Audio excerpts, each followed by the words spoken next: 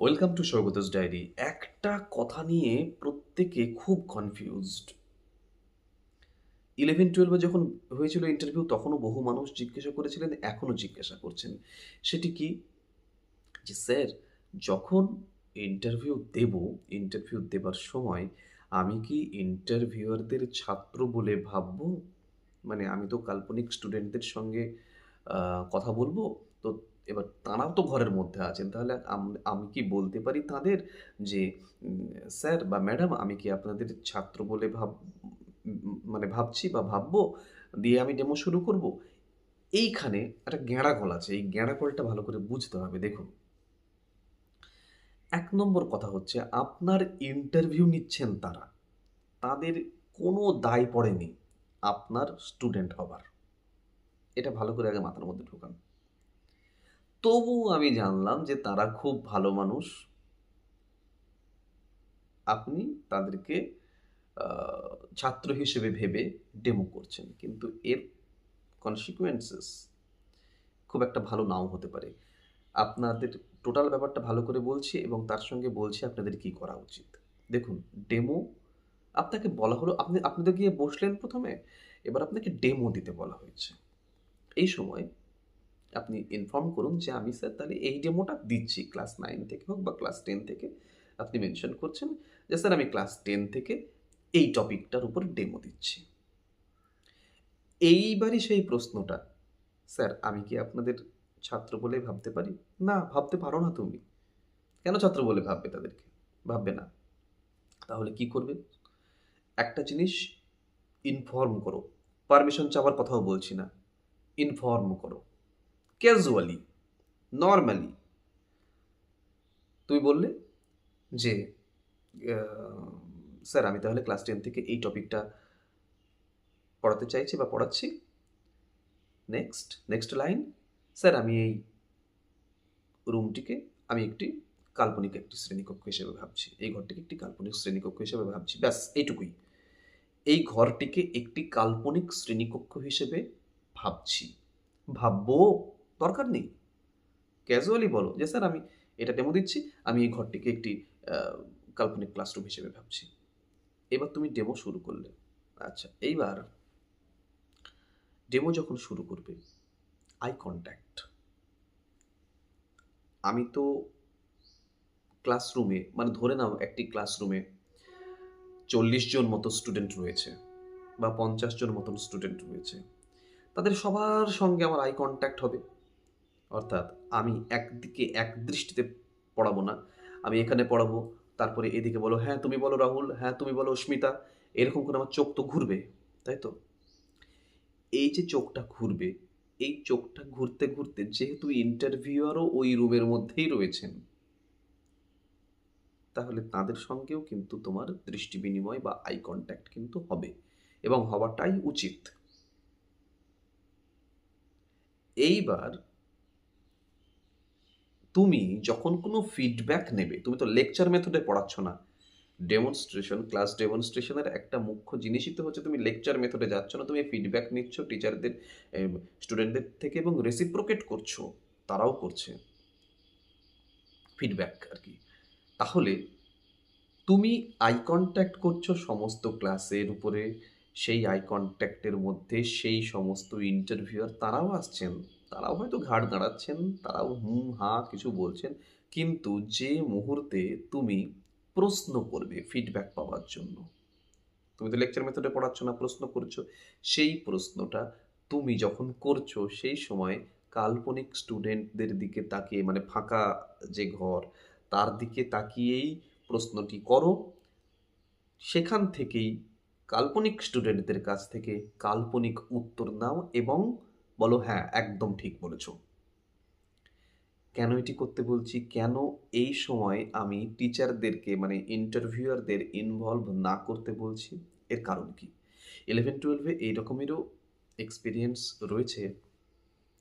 আমি তো প্রচুর, ৪০-৫০ টা করে আমি ফোন রিসিভ এখনো করি, তোমাদের ফোন। তো সেই সময় আরো বেশি করতাম।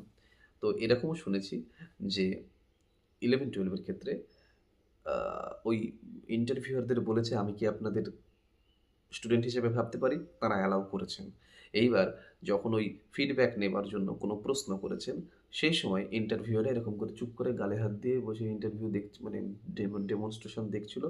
তো গালে হাত দিয়ে এরকম করেই বসে আছে। তাকে যে জিজ্ঞাসা করেছে তারা কেউ উত্তর দেয়নি। 15 সেকেন্ডস, 20 সেকেন্ডস চলে যাওয়ার পরেও তারা দেখেই যাচ্ছেন, উত্তর দেয়নি তারা।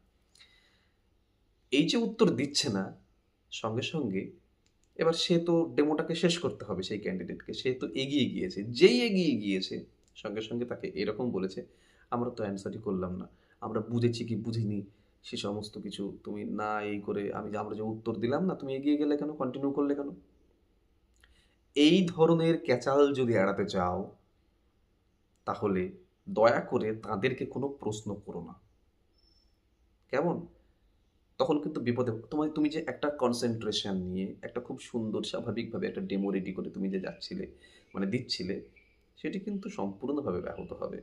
এবং ওই রকমের জায়গায় একটু কনসেনট্রেশন নড়ে গেলে তুমি কিন্তু আর রিস্টার্ট করতে পারবে না ব্যাপারটাকে ঠিকঠাক করে। আমাকে সেফ থাকতে হবে ভাই। আমাকে প্রথম থেকে শেষ পর্যন্ত সেফ থাকতে হবে। সেই সেফ থাকতে গেলে যা, যা কিছু হোমওয়ার্ক করা দরকার করে যাব। এই ভিডিওটা সেই ধরনের একটি হোমওয়ার্ক। তাহলে তারা যেই তোমার সঙ্গে উত্তর দিচ্ছে না, ফিডব্যাক দিচ্ছে না, তুমি এগিয়ে গেলেও প্রবলেম, আবার থেমে থাকলে তো প্রবলেমই। তাহলে কি দরকার আছে ভাই? তোমার সামনে ফাঁকা ক্লাস আছে, সেখানে বহু স্টুডেন্ট বসে আছে কাল্পনিক। তাদের থেকে জিজ্ঞাসা করো। নাম নাও মাঝে, মাঝে, কারণ একটি ক্লাসরুমে যেকোনো স্টুডেন্টের নাম নিয়ে যখন তুমি কোনো কিছু প্রশ্ন জিজ্ঞাসা করছো মাঝে, মাঝে, সেই স্টুডেন্ট তো বটেই, বাকি স্টুডেন্টরাও খুব সুন্দর করে টিউনড হয়ে যায়। কারণ তারাও বুঝতে পারে যে পরের নামটা আমারও ডাকতে পারে। সুতরাং আমাকে একদম ঠিকঠাক করে থাকতে হবে, হ্যাঁ? ক্লাসে আমি অন্য কথা ভাবা চলবে না। হ্যাঁ? স্যার পড়াতে, পড়াতে জিজ্ঞাসা করছেন মাঝে, মাঝে, আমার পাশের বন্ধুকে বা পাশের সামনের জনকে, মানে সামনের বেঞ্চের একজনকে ডেকেছে, এবার আমাকেও ডাকতে পারে। পুরো ক্লাস কিন্তু টিউনড হয়ে থাকে। এই টিউনডটা হওয়া দরকার। যে কারণে নাম ধরে, ধরে ডাকো। ইন্টারভিউয়ারদের নাম জানতে হবে না, তাদেরকে ডাকতেও হবে না, তাদেরকে এনগেজও করতে হবে না। তাদের সঙ্গে শুধুমাত্র ওই আই কনট্যাক্টটুকু থাকুক। যখন তুমি পড়াচ্ছ, কোনো কিছু বোঝাচ্ছ, একটু মুভমেন্ট করছো বোর্ডের সামনে, মুভমেন্ট করতে, করতে পড়াচ্ছ, তখন তাদের সঙ্গে এইবার কি তারা যদি তুমি যখন আ এক্সপ্লেইন করছো কোনো কিছু বা বোঝাচ্ছ, তারা যদি সত্যি, সত্যিই নিজের থেকেই কোনো কিছু ফিডব্যাক দেয়। মানে তারা যদি বলে যে, "তাহলে এটা কি স্যার বা এটা কি ম্যাডাম?" এরকম যদি বলে তাহলে খুবই ভালো, এবং সেগুলো যদি বুঝিয়ে দিচ্ছ তাদেরকে তাহলে খুবই ভালো, খুবই ভালো। কিন্তু কখনোই তুমি তাদের কোনো প্রশ্ন করতে যেও না। ফেঁসে যেতে পারো কিন্তু। আমার যদি সেফ থাকতে হয় তাহলে একটাই রাস্তা, কাল্পনিক স্টুডেন্টদের তুমি প্রশ্ন করো, তাদের থেকে কাল্পনিক উত্তর নাও। তাহলে যারা, যারা এই কথাটা জিজ্ঞাসা করছো তাদেরকে এক কথায় যদি বলি তাহলে কি হবে উত্তরটা? যে না, তুমি ইন্টারভিউয়ারদের ছাত্র বা ছাত্রী বা কোনো স্টুডেন্ট হিসেবে দেখতে পারি এই প্রশ্ন করছো না, এর মধ্যেই ঢুকছো না তুমি। ঠিক আছে? ওই ঘরটা তোমার ক্লাসরুম, এইটুকু শুধু ইনফর্ম করছো। এবং আ কেন সেটা করতে বললাম সেটাও কিন্তু এক্সপ্লেইন করলাম টোটাল ভিডিওতে। ভিডিওটি ভালো লেগে থাকলে, ভালো তো লাগবেই অবশ্যই জানি এই ধরনের ভিডিও। কারণ এই ধরনের ভিডিও YouTube এ নেই। ভিডিওটি ভালো লেগে থাকলে লাইক করো, কমেন্ট করো, বন্ধু-বান্ধবদের সঙ্গে শেয়ার করো, এবং চ্যানেলে যদি নতুন হয়ে থাকো এখনো পর্যন্ত, তাহলে চ্যানেলটি অবশ্যই সাবস্ক্রাইব করো। বেল আইকনটিও প্রেস করে রেখো, যাতে সবার আগে নোটিফিকেশন তোমার মোবাইলে পৌঁছয়।